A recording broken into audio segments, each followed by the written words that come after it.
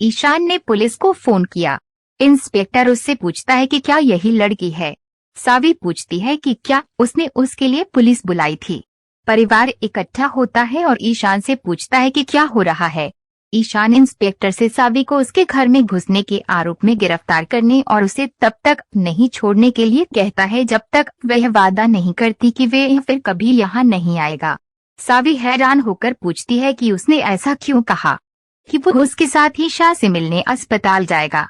ईशान कहता है कि उसने बताया कि वे अमानवीय है और इंस्पेक्टर से उसे ले जाने के लिए कहता है।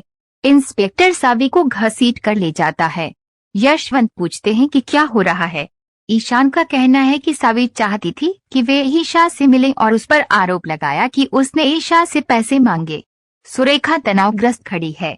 पुलिस स्टेशन में सावी इंस्पेक्टर को बताती है कि वे भोसले के घर पर 3 दिनों तक रही थी और इसलिए उसे पता है कि दरवाजे और खिड़कियां कहाँ हैं। वह सिर्फ ईशान से बात करने और उसे उसकी मायशा के पास ले जाने के लिए वहां गई थी। वह इंस्पेक्टर को उसे जाने देने के लिए मनाती है क्योंकि उसकी ईशा मैडम अकेली है। इंस्पेक्टर ने उसे दोबारा भोसले के घर न जाने की चेतावनी दी और जाने दिया। ईशा ने सावी के लौटने तक नर्स से दवा लेने से इनकार कर दिया। नर्स पूछती है कि क्या वह नर्स है या सावी, और उसे चुपचाप दवा लेने का आदेश देती है। सावी लौटती है और ईशा को दवा देती है। ईशा पूछती है कि क्या उसने कुछ किया है। सावी का कहना है कि वह ईशा के इलाज की फीस वापस मांगने के लिए ईशान के घर गई थी, लेकिन उसने कहा कि उसने ऐसा नहीं किया।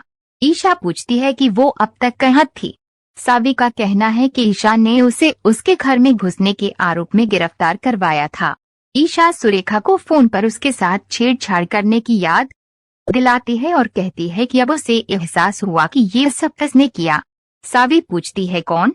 ईशा कहती है कि इसे भूल जाओ, वह खुश है कि उसका बेटा उससे इतनी नफरत नहीं करता।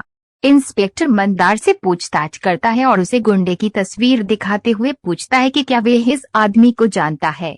मंदार पहले तो न कहता है और फिर हाँ कहता है और पूछता है कि वे उसे यहाँ क्यों लाया।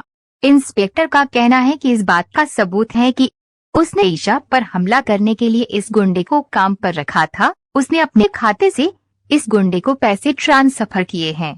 मंदार स्वीकार करता है कि उसने ईशा को मारने के लिए गुंडों को काम पर रखा था क्योंकि ईशा की वजह से उसके बेटे की शादी रद्द हो गई थी और लड़की भाग गई थी। उसका बेटा इस वजह से अवसाद में चला गया था। यहाँ तक कि चौहान परिवार को भी इस वजह से अपमानित होना पड़ा और सावी के भाई और भवानी के पोते विनायक चौहान हैं भी इस अपराध में शामिल है।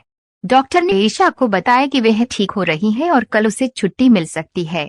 ईशा सावी से रामटेक के लिए एक टैक्सी किराए पर लेने के लिए कहती है। सावी ने उसे अनुरोध किया कि जब तक वह पूरी तरह से ठीक न हो जाए तब तक वह पुणे में ही रहे। वे एक घर किराए पर लेंगे। ईशा ने मना कर दिया। हरिणी अंदर आती है और कहती है कि सावी सही है। सावी उसे देखकर खुश हो जाती है और उसे गले लगा लेती है। ईशा कहती है कि हरिणी को उससे मिलने दो। हरिणी का कहना है कि वे उसे ठीक होते देखकर खुश है और उसके लिए चिंतित थी। वह सावी के अनुरोध को स्वीकार करने पर जोर देती है। ईशा सहमत है। सावी और अधिक खुश हो जाती है। हरिणी कहती है कि वह ईशा के लिए बहुत कुछ नहीं कर सकती लेकिन उसे नियमित रूप से खाना भेजती रहेगी। ईशा उसे धन्यवाद देती है और हरिणी चली जाती है। इंस्पेक्टर ईशा से मिलने जाता है और उसे बताता है कि मंदार लाटकर उसके हमले के पीछे का मास्टरमाइंड है। सावी हैरान है और हमले के पीछे का कारण जानने के लिए मंदार से मिलने की जिद करती है। वह पुलिस स्टेशन पहुंचती है और इंस्पेक्टर को मंदार से मिलने देने के लिए मनाती है। वह मंदार से मिलती है और ईशा पर हमला करने के लिए उसका विरोध करती है। मंदार का कहना है कि उसका अपना परिवार उससे नफरत करता है और ईशा उसके भाई विनायक ने इस सब में उसका साथ दिया और एक गुंडे को काम पर रखा।